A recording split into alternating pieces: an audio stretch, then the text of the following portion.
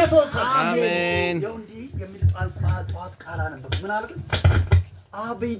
አባዲራ ቤት የእግዚአብሔር ታቦት ነበር። 3 ወር ባስቀመጠው ጊዜ እግዚአብሔር 3 ወር ታቦት በቤቱ አስቀምጦ ከዛ በኋላ ምንድን የሚጠሉ ከፊት ይጥፉ ይላል። አሁን የሚጠሉሽ ከዚህ ቀን ጀምሮ ከፊት ከቤት ተወግደዋል። አሜን። የሚጠሏችሁ ተወግደዋል። ኢየሱስ ክርስቶስ ጌታ ነው። አሜን። አንድ ትንቢት አለ ተነብያለሁ።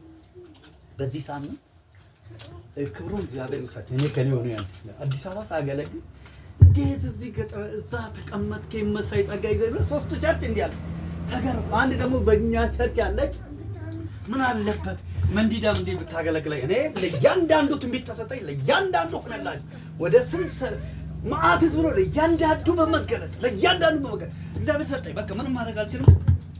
በሙሉ መሰከሩ፣ በሙሉ ባረኩ። ኢየሱስ ክርስቶስ ጌታ ነው። ዛሬም በጌታ በኢየሱስ በዚህ ወር የሆነ ነገር ይሆንላችሁ። አሜን። በዚህ ወር ለእያንዳንዳችሁ የሆነ በረከት ቤታችሁ ይገባል። የሆነ ደስታ ቤታችሁ ይገባል። የሆነ ሰላም ቤታችሁ ይገባል። የሆነ ረፍት ቤታችሁ ይገባል። እግዚአብሔር ቃል እንዳለው እንደተሰበከው በኢየሱስ ስም ስልጣን ኢየሱስን ማወቅ ይሆንላችኋል። ኢየሱስን አዩ፣ ታወቁት፣ ከእሱ ጋር ዋሉ ይላል። ብታነቡ ዮሐንስ ወንጌል ምዕራፍ 1